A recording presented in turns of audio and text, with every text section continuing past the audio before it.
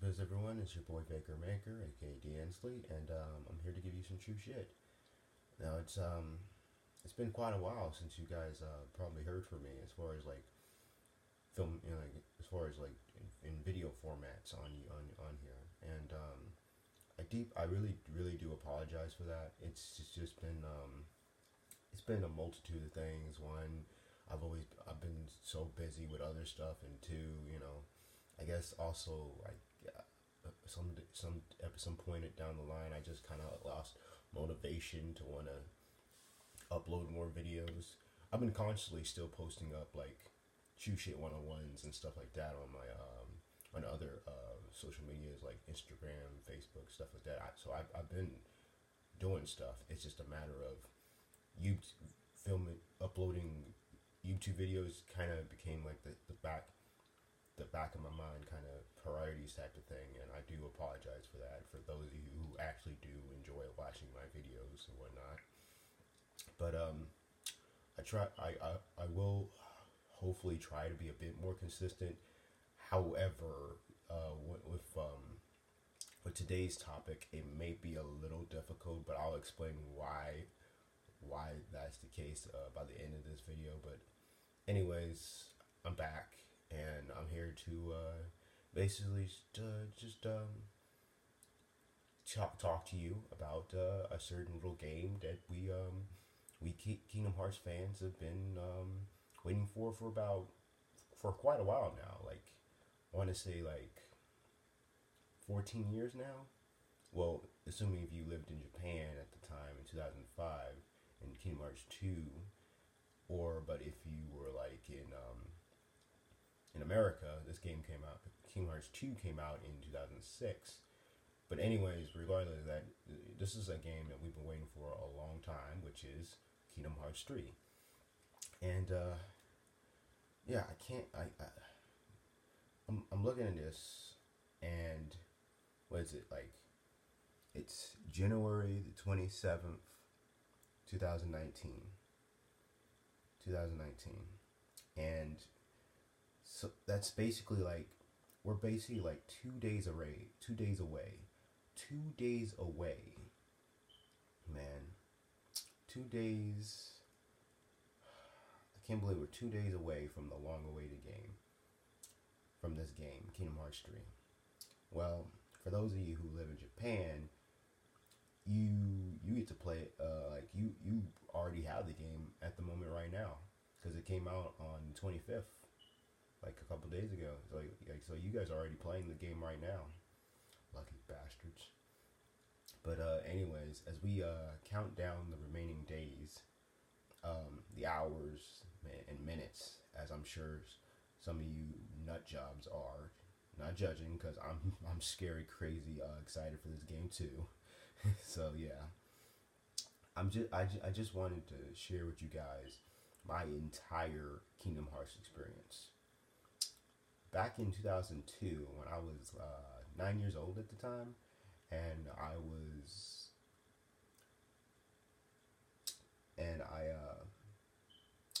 I saw the very first Kingdom Hearts U.S. Commercial. Instantly, the graphics for its time and seeing some of my favorite Disney characters caught my attention, as well as the beautiful music that was playing in the background, which I would later know as Simple and Clean. Yeah, so that's the first time that was the first true time I actually heard Simple and Clean. I was truly mesmerized by the music. I came, I really liked it. You see, I grew up, here's the thing. You see, I grew up as a big time Disney fan, watching the movies and TV shows. So yeah, this one commercial instantly got me wanting to play this game. Like I said, keep in mind I was 9 years old at the time. I didn't care about the gameplay or the story at the time. I just wanted to play it because it had Genie, or had like Donald and Goofy by your side. I didn't know what Final Fantasy was till much later in my mid-teen years. I always wanted the game, but for some reason I never got it. I would always get other games, but that one game with the Disney characters in it was sometimes on the back of my mind. I guess it didn't really matter that much to me at the time, or I just couldn't remember the name. If at one, I don't remember me saying it, but I'm pretty sure I probably did say this and piss somebody off and said, "Oh, you mean that Kingdom of Hearts game?" Yeah, I'm sure I probably said that a few times before I ever, you know, played the game and everything. So there's that. I remember seeing it in magazines and stuff. Yeah, I always thought it was cool. I guess the graphics, I thought it looked pretty cool, you know? Always wanted it, but I just never got it at the time. Um, in 2004, I had heard about it having a sequel called Chain of Memories on the Game Boy Advance, but I wasn't really interested in it because I had I hadn't played the first game yet at that point. It wasn't until 2007 for my 14th birthday that my dad bought me both the Kingdom Hearts 1 and 2. Because at that point, Kingdom Hearts 2 had already came out in Japan in 2005, and it came out in the U.S. a year later. As I only, like I said, I only started playing the games and the Cage games in 2007 at the age of 14, and I've been hooked ever since then. I'm not afraid to. Hey, I'm not afraid to admit it. You know, being a big time Kingdom Hearts fan was pretty much the only reason why I started playing these games as a kid in the first damn place. But once I started playing it, I got invested in the actual story and the non-Disney characters like Sora, Riku, and Roxas. The theme and the tone of the series has a very unique way of resonating with both kids and adults, in my opinion. So that's why I just laugh and chuckle whenever I hear somebody say, "Oh, it's just a kid's game." I'm like, no, it's not. It really isn't. In fact, if you're like me, if you played it as a kid, you probably would find yourself very difficult game to play because it's very, like, especially the first game is a very thinking game. It's not as easy peasy as you think. You have to think your way through as you go through the game and stuff, figure out which spot to which objective to do and stuff like that. It's not as and the story is very complex, as most of you already know by now. So complex to the point where we need lore videos to try to figure out everything and refresh everything that happens. You know. Yeah, like I said, it has a unique way of resonating with both adults and kids. I'm 25 years old. I'm about to be 26 in the next month, and I still love playing the games and adding soundtracks to my playlists. In fact, that's all I've been listening to for the past couple of days leading up to this game, up to Kingdom Hearts 3, just playing through like all the previous games with listening to the OSTs, the songs, and stuff like that. Just really get myself hyped for this game. In fact, at the moment, I'm actually rewatching some of the all the Disney movies, all the Disney films that are confirmed to be playable world in Kingdom Hearts 3. I've been rewatching them as a preparation for when I explore the worlds when this game come out. So yeah, I can't wait. Hell, I even had my own custom-made Keyblades. I had got both Kingdom Hearts. I had got both Kingdom Hearts 1 and 2 for my birthday. Believe it or not, I actually found myself finishing Kingdom Hearts 2 long before I ever finished the first game.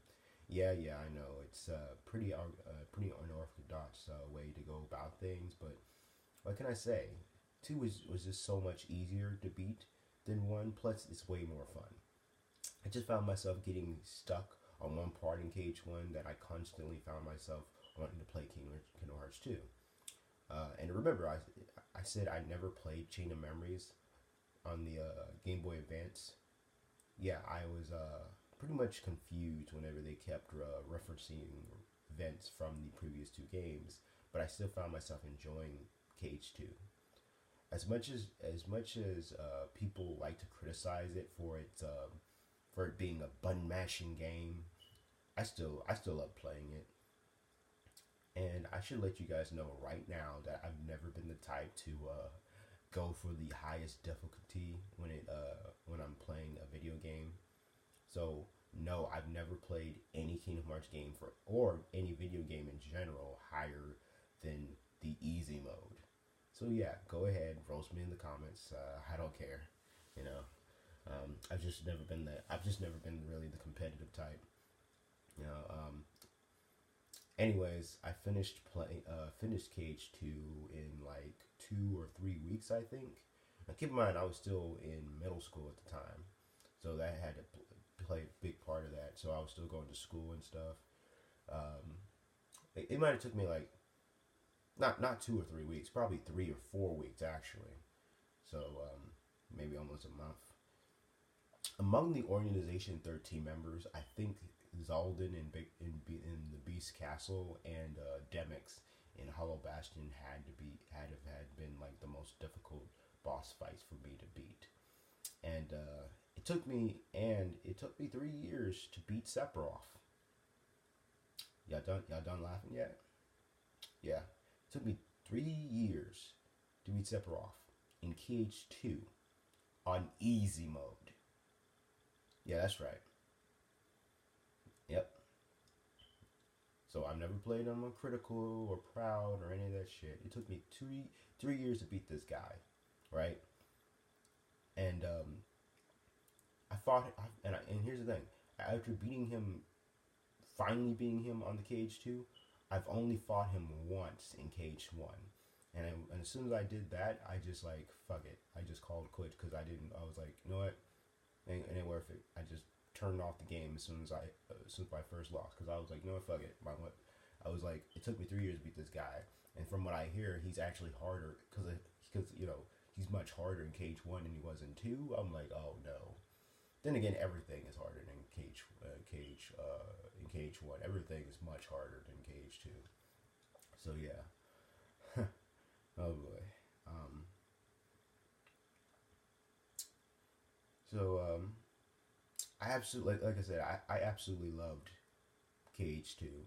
The first game, the first Cage game definitely felt clunky, and it was annoying that how you couldn't skip a cutscene you've already seen because you died. But in Cage 2, you didn't have to worry about that, as you get the option to skip the cutscenes, and and the gameplay felt so damn smooth. From a gameplay perspective, I feel like Cage 2 fixed a lot of the issues I had with Cage 1, and my favorite feature in the whole game had to have been the drive forms, as you got to change the color of your outfit and get more powerful with each form, having a unique advantage to them, whether you're all about brute strength or skilled at using magical abilities. Cage 2, it's still my favorite Kingdom Hearts game to date, and I've replayed it so many times over the years. It's not even funny. After finishing it the first time, hold on, real quick.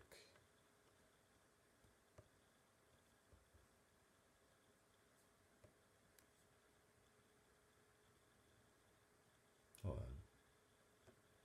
Get this out the way. I apologize. I'm really sorry for this.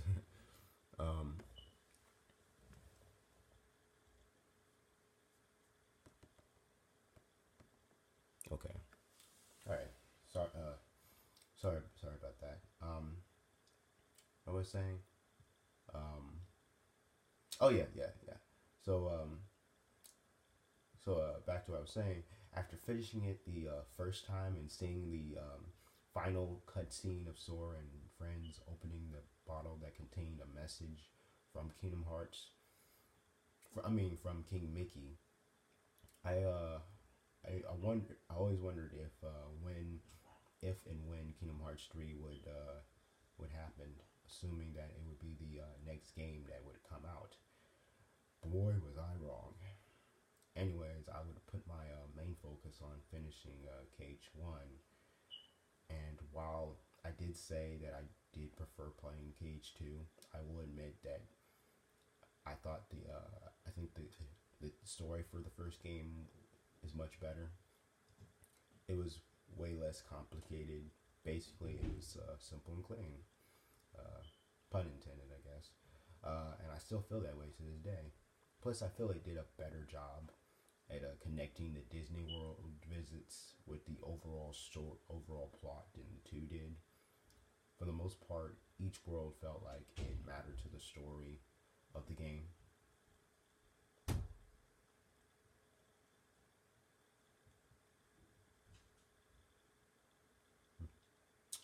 You know, for KH1, I did make it to the point. I did make it all the way to the point of I did make it all the way to Hollow Bastion and beating a possessed Riku after getting my ass kicked on more times than I care to admit. However, after I found myself a little confused as to what to do next and who to talk to, so after that, I had my cousin CJ pretty much take over from there and finish the rest of the game for me. I know it's pretty pathetic. It wasn't until I played the game again on the 1.5 remix when I was much older that I finally completed the game by myself. I still kept getting my ass kicked by the Ants of Possessed Riku though. But rewinding back to 2008, while I never played Chain of Memories on the Game Boy Advance, I did play the PS2 version, and I gotta say I was not a fan of the card system mechanics like at all. I found it so annoying that I didn't even bother finishing the game, and I still haven't to this day. I don't plan to. I absolutely hated it. Now, no offense to those who enjoy the gameplay, it just wasn't for me, fam. It just really wasn't. I did, however, watch all the cutscenes for both Sora and Riku's for Sora and Riku on YouTube, and I can honestly say that while I did not like the gameplay and still don't. The story of Chain of Memories has got to be one of the best in the series, as we got to see the organization toy with Sora's feelings and memories to the point that we got to see a different side to the happy-go-lucky Sora as he becomes obsessed with saving Naminé. It was fun seeing the division among the organization as each member had their own agenda. And of course, Chain of Memories managed to actually do something. It actually managed to make me really like Riku, who I could not stand in the first game. Now, technically his redemption arcs began in this game and continue on to Kingdom Hearts 2, and I feel it concluded in Dream Drop Distance.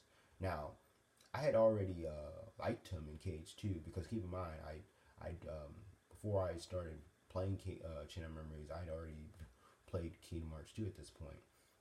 But it was watching the cutscenes from Chain of Memories that I really dug his character development, and over time he became my second favorite character in the series. Those of you wondering, my number one being Roxas, of course. You know, and I love the friendship that he the odd friendship that he develops with King Mickey. It's probably like the highlight for me as far as his story goes in Chain of Memories. Then in 2009, Square Enix came out with 358 over 2 days. I swear the names gets weirder and weirder in the series. It's ridiculous. It's weird how weird the names get, but it is what it is, I guess. Hold on. All right. So it came out on the Nintendo DS, and since I didn't have a DS, nor did I plan on getting one, I just chose to watch all the cutscenes and playthroughs on YouTube. I already loved Roxas as a character back in KH2, but I found myself really loving his character even more as we watched him start off from totally emotionless to developing more range of emotions than any other character in the Cage franchise. And I loved seeing his friendship with Roxas, no, with Axel and Shion Blossom. That's why it was so heartbreaking to see it crumble at the end. And of course, everybody remember if you've seen the game or the cutscene, like you know the scene where Shion, pretty much dies and disappears, and it's probably one of the most heartbreaking scenes in the series. And then of course that's when the whole Shion meme started. Ever since then, you know, because I never completed Jiminy's journal on the standard level and King of Cage 2, nor finished the game in proud mode. I didn't watch the secret ending for it till I watched it on YouTube at some point. And like a lot of other people who probably watched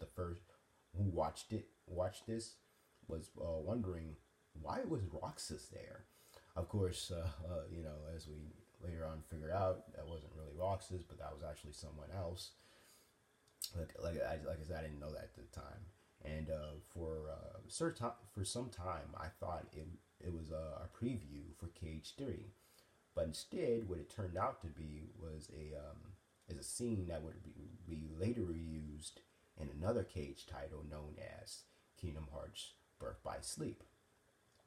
By the time Birth by Sleep had came out in 2010, luckily I'd already owned a PSP at the time, so I bought it with the money I saved up on the very first day it was available at GameStop.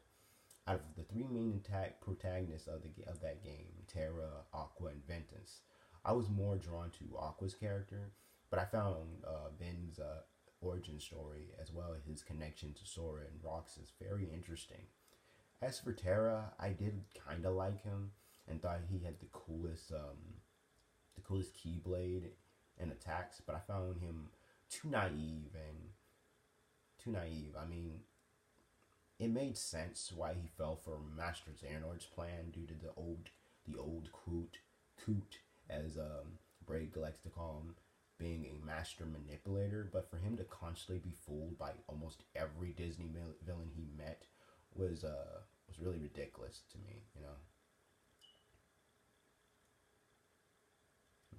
For a handheld game, I thought I was pretty impressed with how the graphics for both the gameplay and cutscenes Birth by Sleep had.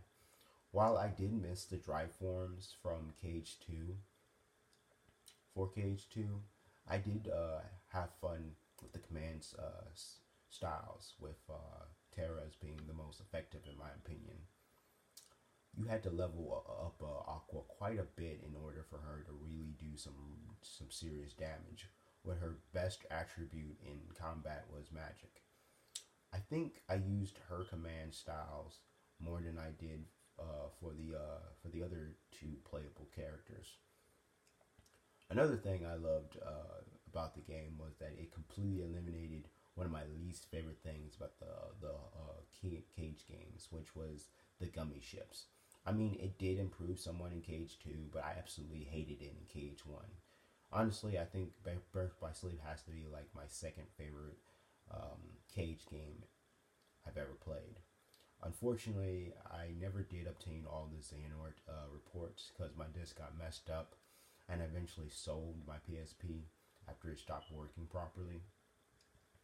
So I never unlocked the final episode till after I played the game again several years later, this time on the PS3, as part of the 2.5 HD collection. Which, by the way, beating Terranord as Aqua was surprisingly easier than beating him as the Lingering Will.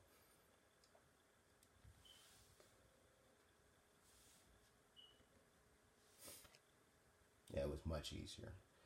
I never played Coded or Recoded because one was a Japanese only release, while the other was on the Nintendo DS, which again I never owned. I did, however, watch the cutscenes and playthroughs, but it wasn't until at the very end of the game where it adds anything relevant for the plot progression to the story. to the series. For many Cage fans, it's definitely the weakest in terms of storytelling, and I can see why. But you can watch 3 hours worth of fully voiced and animated cutscenes on the 2.5 if collection, or you could just simply watch it on YouTube. It's your choice at the matter.